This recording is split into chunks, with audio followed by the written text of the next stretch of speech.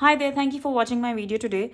Today I am going to make this 6x6 flip lid 3D card box, or you can say it 3D envelope card box, because some cards which we make have a lot of dimension to them and they cannot easily fit in a regular envelope. So these are great to make, and these can be made in advance and stored for use later. Very easy to put together, very quick to make, and I have already made 5x7 card box with the same flip lid style. And if you haven't watched that, I'll be leaving the link in the description box below. Just go through the link and you can easily, just adapt the size to make any sized box. You can make them for 6x8 cards as well. So without any delay, let's just crack on. For this box, you're going to need one piece of cardstock that measures 8¼ inches by 8¾ inches.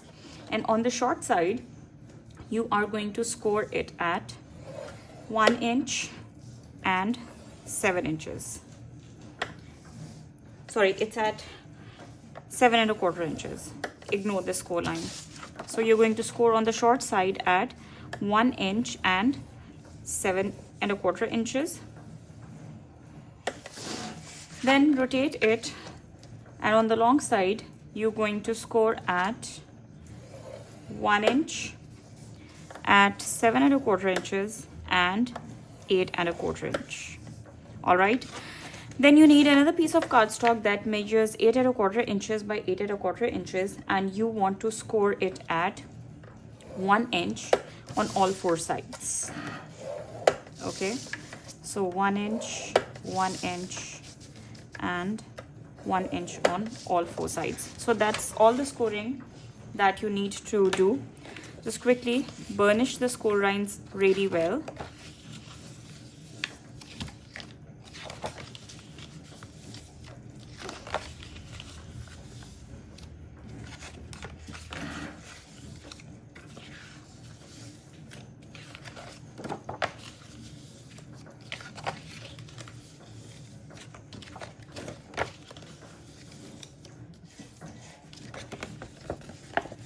Once you've burnished all your score lines, you need a bit of cutting to do. So this is your 8¼ inch squared piece. You're going to see 4 squares on all 4 corners. Okay, so you want to take off the bottom ones like this, and I'm going to cut on the sides at an angle. Okay, then you want to loosen up these pieces over here, which are your corner pieces, and you want to get rid of this middle rectangle. So I'm going to cut in on both the score lines like this, and then by folding the flap in, I'm going to get rid of this rectangle as well. This is very simple to make, and it is following the same pattern as the 7x5 inches card box. I have already made it, and if you haven't seen that video, I'll be linking it down in the description box below. Then just get rid of the score line, or just a tad bit. It's just this much that I have cut. Okay, so it's important to cut this away because we do not want the box to buckle up or catch the cardstock when we are closing it. So this is this. Then with the next piece, what you're going to do is you are going to free these tabs up. We're not going to cut the squares entirely, but we want to keep them so that it holds the box together. So just cutting in like this, and then the top part with the 1/2 inch tab is going to be our closing flap. So this is how the box is going to close. Now on this side, we want to have this tab intact. We're going to cut up till the score lines like so, and we want to get rid of these 1/2 inch tabs over here. Okay, sorry, the 1 inch tabs. I'm going to completely remove them from here and getting rid of the score line too.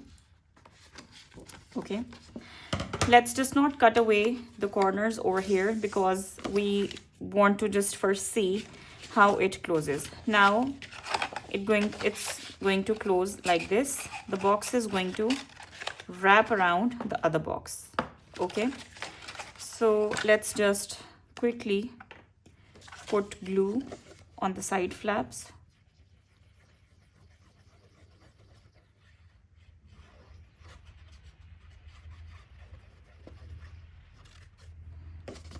Here as well.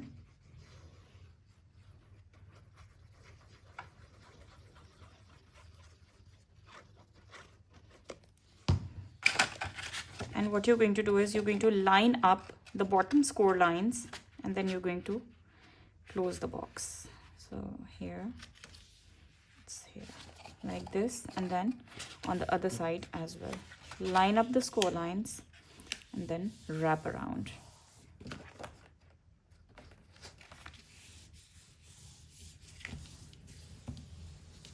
Make sure that your bottom score lines are matching or are aligned to each other.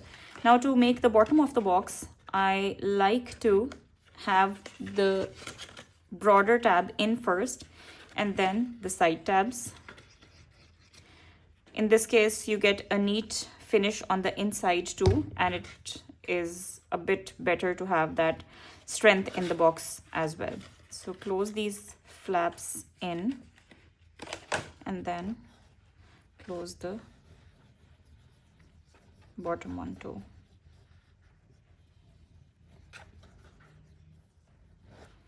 Like so.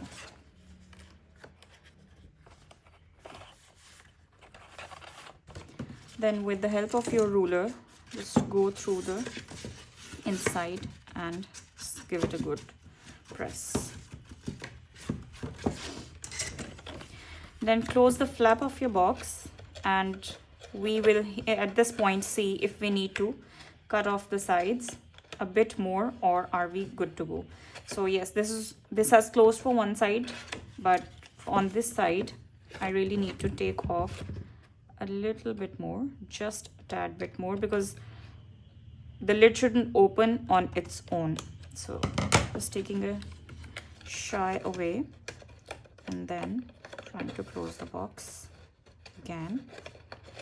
Yes, just take off a little bit from here as well.